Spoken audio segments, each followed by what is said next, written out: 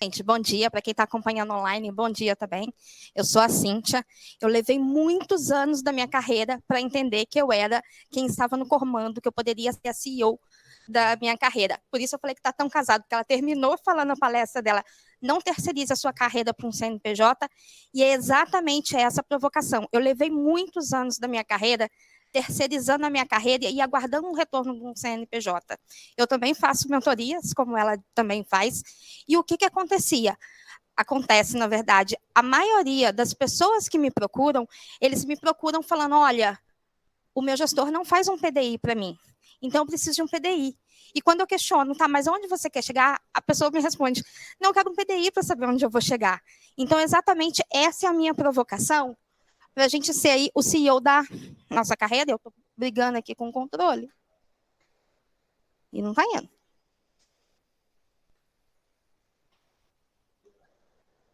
Foi. Para fazer esse PDI. Então, qual é a provocação que eu faço aqui, que também está amarrada? É que a gente tem sim que ter o PDI corporativo, que é onde a empresa que a gente está trabalhando, que a gente vai fazer os nossos combinados e os nossos acordos com os nossos gestores e vai desenvolver as hard skills que a gente precisa, os soft skills que a gente precisa, vai estar entrelaçado aí os nossos objetivos com os objetivos. E aí a importância de ter esse contrato combinado com o gestor, para a gente compartilhar com eles onde a gente quer chegar, ele olhar onde a empresa espera que a gente chegue e a gente ter essa sinergia. Se tudo isso rodar certo, se tudo funcionar certo, o que acontece? No final de um período estabelecido entre as partes, você provavelmente tem um crescimento aí, seja um aumento de salário, seja uma promoção de cargo, mas esse é o combinado com o gestor e o que a gente espera que aconteça, e esse é o PDI que a grande maioria das pessoas está acostumado. Certo. Eu pulei um? Não, tá certo. E aí a gente faz todos esses combinados. Só que o que acontece? Eu estou trabalhando numa empresa incrível, eu tenho um gestor, que ele não é só gestor, ele é um líder incrível, me inspira, o meu time é incrível.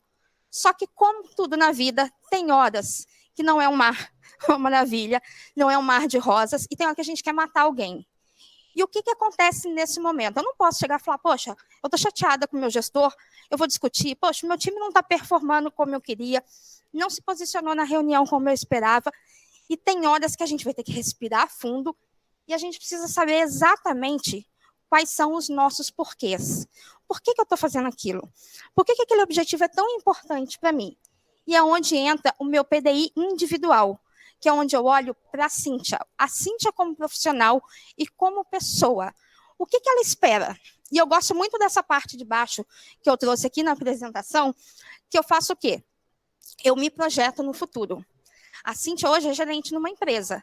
E daqui 5 anos, o que a Cíntia quer ser? Ela quer continuar num cargo de gerente, ela quer se tornar uma gerente sênior, ela quer se tornar um head, ela quer chegar num C-level na empresa. Onde a Cíntia quer colocar? E aí, eu me projeto lá na frente. Eu ainda não estou no meu PDI. Eu estou me projetando o que eu quero me tornar. Onde é que eu vou morar? Por quê? Porque eu tenho toda uma questão financeira envolvida, e se eu quiser um apartamento maior, uma casa maior, aqui 10 anos, se chegar daqui 10 anos, eu falo, nossa, chegou, e agora? Eu não trilhei todo o caminho para eu ter o ganho financeiro que eu precisava para chegar lá. Então, eu faço todo esse desenho. Então, eu tenho uma sala de reuniões onde eu trabalho, que tem aquele formato. Eu tenho a casa dos meus sonhos, onde eu quero morar. A gente está falando de long life learning, a gente não para mais de estudar.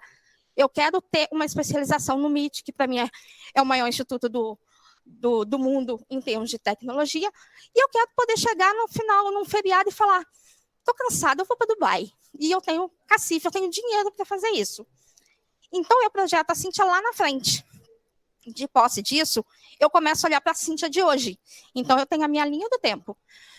E aí eu começo a ver, ok, quais são os hard skills que eu preciso desenvolver? A curto, a médio e a longo prazo, para que eu consiga chegar daqui 5, daqui 10 anos, o prazo que eu estimei aí para fazer esse PDI. Quais são as soft skills que a Cíntia precisa para isso? Poxa, a Cíntia não é bom de comunicação. A Cíntia não gosta de falar em público. Poxa, mas para chegar onde ela quer, ela vai ter que desenvolver essa habilidade. Muito prestando atenção. Não adianta eu pegar uma fragilidade minha, um ponto fraco, e colocar ele como ponto central do meu plano. Eu sei que eu vou fracassar, porque eu posso gerenciar aquela habilidade, eu posso melhorar ela, mitigar ali aquele risco para mim, mas ela nunca vai ser a parte mais forte da minha carreira. E a parte de networking? Se eu quero trabalhar em um pool de empresas, que são as empresas do meu sonho, quem que trabalha nessas empresas? O que essas pessoas estão comentando que estão trabalhando nas redes sociais? Então, eu preciso saber tudo isso. A parte de ONG. Eu desenvolvi uma habilidade, eu fiz um treinamento, eu quero ir, por exemplo, para proteção de dados. Poxa, eu fiz uma certificação e eu não tenho um projeto na minha empresa. Entra numa ONG. Se candidata a fazer um projeto de proteção de dados para essa ONG. É muito importante a gente gerar essas oportunidades para a gente. Eu acho que eu vou fazer uma caca aqui. Deixa eu colocar para cá. Então, gerar essas oportunidades para a gente, porque nem sempre a empresa que a gente está vai ter oportunidade para nos fornecer. Não por maldade, não porque não tem interesse em você. Mas, às vezes, ali não tem. Quando a gente está em transição de carreira, isso se torna muito latente. Porque você está inserida num universo e você está almejando um universo totalmente diferente. Então, ONG é uma oportunidade fantástica para a gente conseguir exercitar esses papéis. Então, eu trouxe isso aqui. O nosso PDI ele tem que ter o quê? As metas, os prazos que a gente tem para cada passo. E aí eu tenho um PDI para 6 meses, um PDI para daqui a 1 ano, um PDI para longo prazo.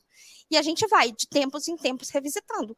Porque a minha visão hoje de quem eu serei daqui 10 anos, daqui 2 anos ela já vai ter mudado. Então, a gente vai ajustando isso, mas a gente sabe a direção que a gente está andando.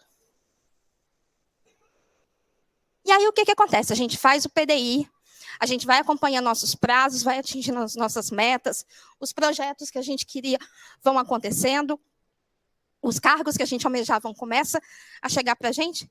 Quem que aparece nessa hora? Alguém tem uma suspeita de quem aparece? Alguém no chat também? Estou olhando aqui, um monte de gente que eu conheço aqui. A síndrome da impostora. Por quê? Porque quando a gente chega, a gente ralou, a gente virou noites, a gente fez treinamento, a gente abriu mão de festas para ir em prol daquele PDI, porque você tem uma meta, porque lá na frente você sabe o que você vai colher com aquilo. O que acontece? Eu vou trazer o meu depoimento do que aconteceu, e por isso eu não fiz a minha apresentação lá no início. Em 1979, eu tinha 5 anos. Eu não tinha a menor noção do que era PDI, do que era mentoria, não existia isso na época. Mas um dia, nessa idade aí, eu vi uma novela na Globo e tinha uma atriz que eu não lembro quem é, mas eu lembro que ela trabalhava num prédio em São Paulo e ela descia no elevador, chegava na garagem, pegava o carro dela, que era um Chevette desse, e ia para a casa dela e ela morava sozinha. E daquele dia em diante eu comecei a falar assim, não, ano que vem eu vou para a escola, que é aquela primeira foto, ano que vem eu vou para a escola, porque quando eu crescer, que eu não cresci muito, dá para vocês perceberem, quando eu crescer, eu vou trabalhar em São Paulo, eu vou morar sozinha e vou ter o meu carro. Imagina, um toquinho de gente desse tamanho falando isso, o pessoal falava, essa menina tá louca, morava no sul de Minas, uma cidade pequenininha. Então, assim, ninguém dava credibilidade. O pessoal olhava e falava, menina, fica quieta, vai lá estudar, vai brincar e não perturba. Só que ao longo de todos os anos, eu ia estudar, eu falava, eu tenho que ser uma das melhores, porque se eu quero ir para São Paulo, eu preciso ser uma das melhores na escola. Quando eu fui fazer o curso técnico, às vezes a amiga minha falava assim, vai ter show? Eu falava, não dá, tem que estudar.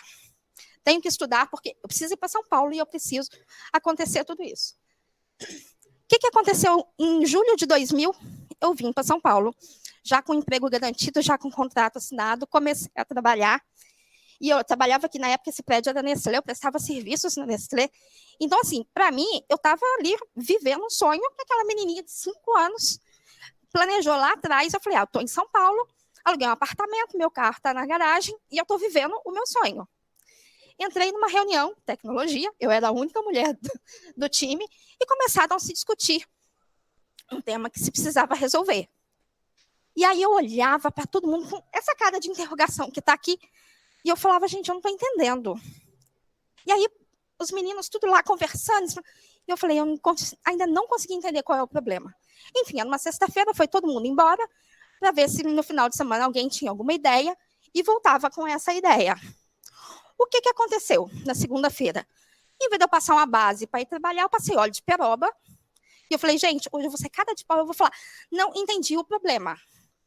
Só que o que aconteceu nesse dia?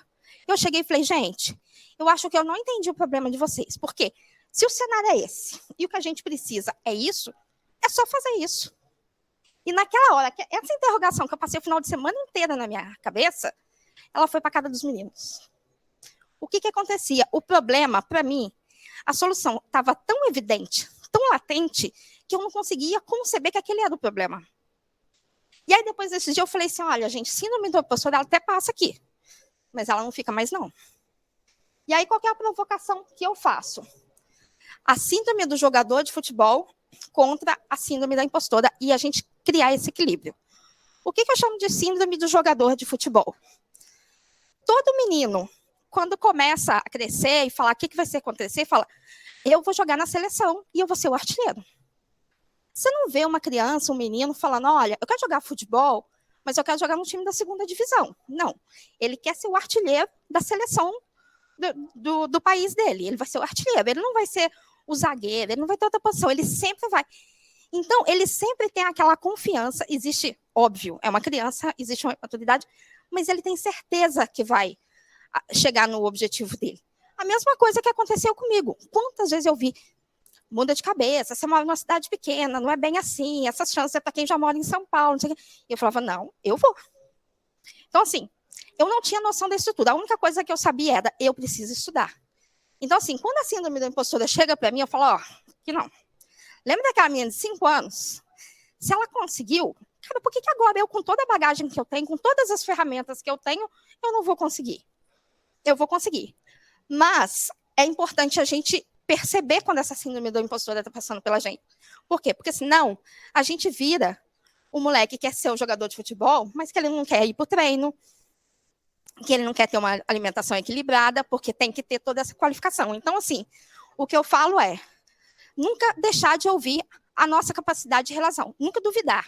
Eu posso fazer. Eu já fiz uma vez e eu posso fazer. E nunca deixar de se preparar para o jogo. Então, acontece, eu tenho que ler, eu tenho que conversar com as pessoas, eu tenho que participar de eventos, eu tenho que colocar a mão na massa, eu tenho que ter projetos práticos para fazer, para ter esse meu desenvolvimento. Quando a síndrome da impostora chegar, eu já venci os desafios no passado, a vida é cheia de altos e baixos, a gente sabe que eu gosto muito da associação com os batimentos cardíacos, a gente sobe e a gente desce. Isso vai acontecer o tempo todo na vida da gente e a gente precisa continuar se preparando continuamente, principalmente no universo que a gente está hoje. Tecnologia, a gente aprende uma coisa hoje, amanhã tem um release novo, tem um produto lançando no mercado, a gente não pode deixar de ouvir também essa síndrome da impostora. Mas se a gente tiver esse equilíbrio, a gente não deixa a síndrome da impostora derrubar a gente, mas também não vai viajar na maionese, como a síndrome do jogador de futebol pode colocar a gente. É o que ela falou da blusinha. Nossa, que blusinha linda. Não deixa a impostora falar. Nessa hora, é, nossa, linda, né? Bonita, e acabou. Recebe o elogio e lembra do jogador de futebol. Quando alguém tentar te derrubar, você fala, olha, realmente, eu não performei tão bem agora, mas olha, o meu histórico já tem tudo isso. E não deixar tudo de ruim que chega pra gente ir pro coração. E aí, beleza. A gente fez o PDI, eu já sei onde eu quero chegar, eu já tenho um plano de ação a curto prazo, a médio prazo, a longo prazo. Eu tenho todos os meus porquês. A minha síndrome do jogador do futebol está ali sob controle, a minha síndrome da impostora também está sob controle, mas isso é a minha visão sobre mim, é o que eu tenho controle. Mas tem coisas que fogem ao nosso controle. Como que hoje está a minha empregabilidade? Quais serão as empresas que estão efetivamente interessadas em ter a Cíntia numa posição, numa cadeira dentro dessas empresas? Se a Cíntia passar por um layoff hoje, como que o mercado vai enxergar isso? Alguém vai falar, poxa, a Cíntia está disponível, vamos lá e vamos pegar? Vou falar, cara, bloqueia, porque vai começar a mandar mensagem. E mais, o cargo que eu estou hoje, ele é do tamanho que eu mereço? Ou eu estou numa cadeira pequenininha, esmirrada, sabe, cadeirinha de colégio de criança, que você vai para, você que é mãe também, vai para reunião de pais, a gente fica esmirrada nas cadeirinhas pequenininhas, ou você está naquelas cadeiras de itu que você fica com as perninhas balançando como se fosse criança. Isso é importante a gente saber o tempo todo. E a gente vê também, às vezes, empresa, a pessoa falando, poxa, eu estou aqui trabalhando, meu salário não está bom, eu quero um cargo melhor. Mas como que está você perante o mercado? Então, essa empregabilidade ela é super importante. Qual é o conselho que eu dou para todo mundo que eu mentoro e para todo mundo que é do meu time?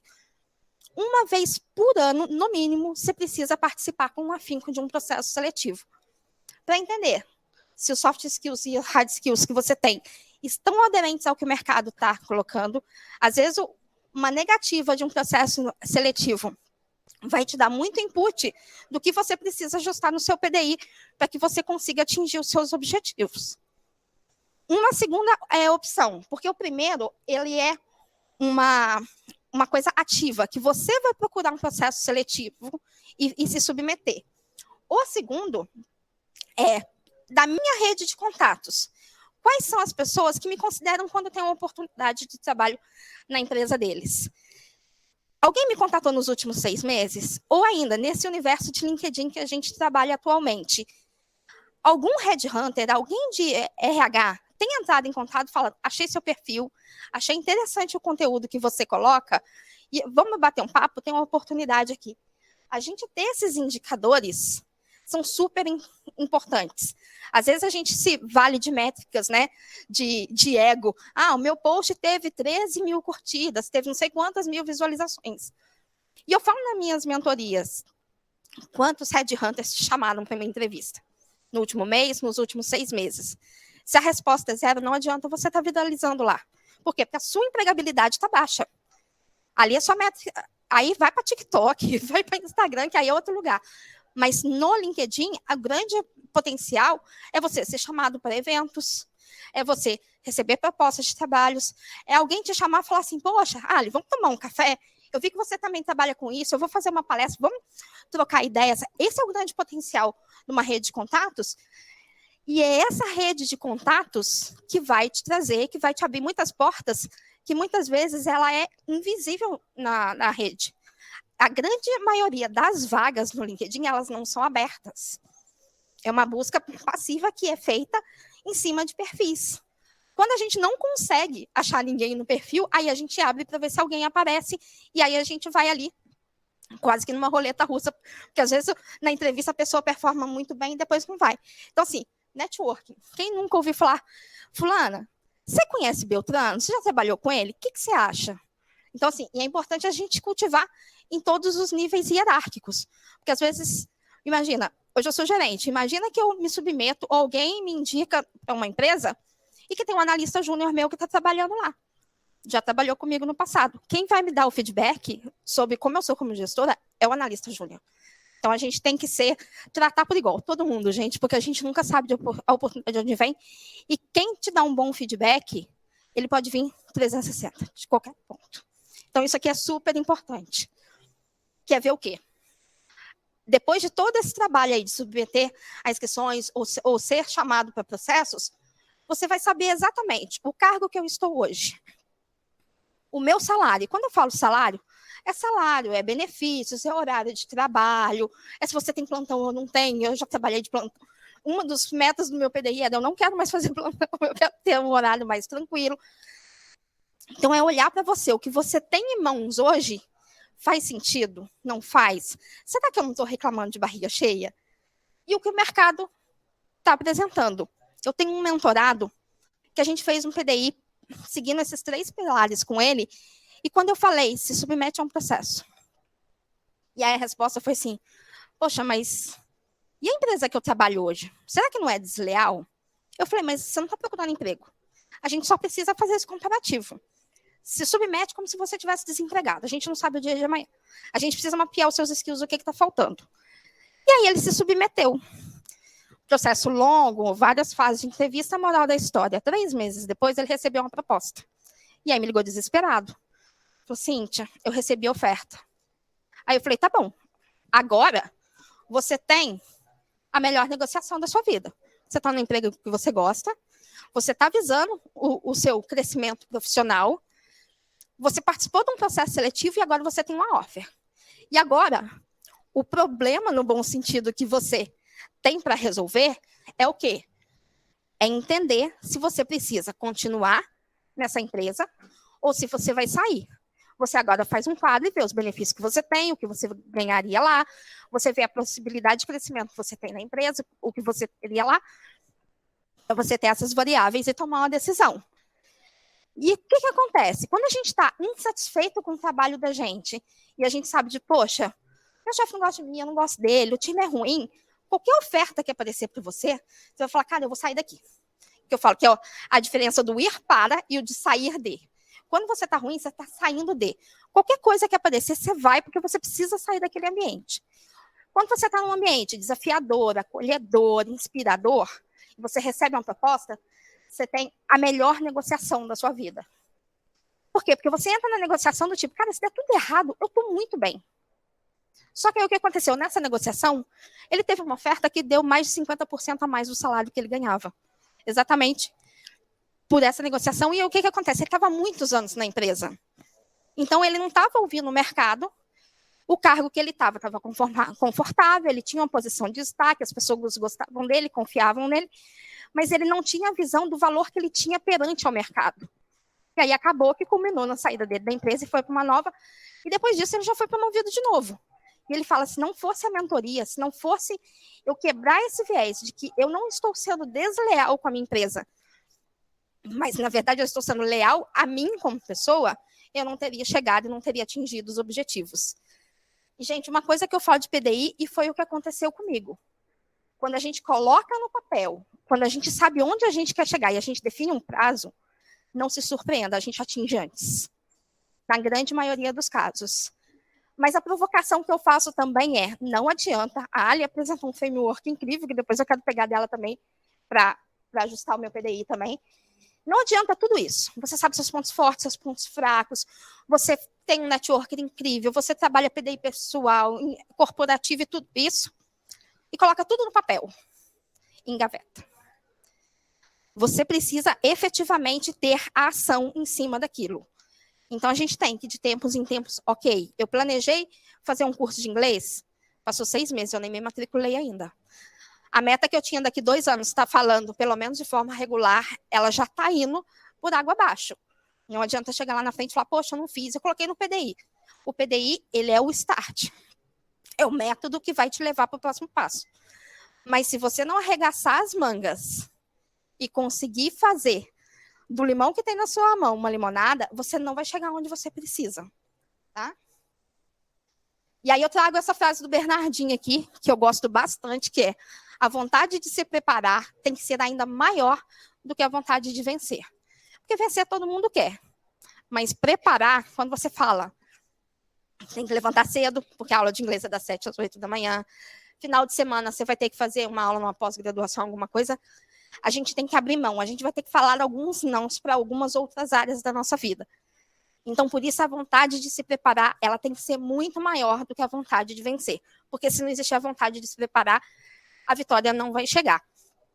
Eu sempre compartilho nas minhas redes, eu comecei falando, né, que eu levei muito tempo para me empoderar de quem eu era, que era eu que estava no controle da minha carreira. Eu sempre achei que se eu fosse uma técnica excepcional, todo o resto iria fluir de forma natural. E esse foi um dos grandes erros que eu tive. Eu esperava da minha gestão, falar, olha, você está entregando muito, você está fazendo, e isso iria acontecer naturalmente. E isso não aconteceu. Eu levei 18 anos da minha vida até entender isso. E desde que eu me empoderei disso e eu entendi, eu falei, agora a minha missão é passar para o maior número de pessoas possíveis esse empoderamento para que nenhum de vocês, sejam vocês aqui ou vocês que estão acompanhando a gente online, leve nem um quarto desse tempo para se empoderar e entender. Porque a grande evolução da minha carreira aconteceu exatamente depois que eu comecei a seguir esses pilares aqui, fazer PDI, reforçar meu networking e testar consistentemente, constantemente, não todo mês, porque senão a gente acaba, né, de novo, essa menina aqui se submetendo a uma candidatura, mas a gente testar a nossa empregabilidade e ver se realmente a gente está no caminho certo. Eu estou deixando aqui o QR Code do meu LinkedIn, eu sempre posto conteúdos que vão dar esse empoderamento de carreira, e agora eu fico aberta a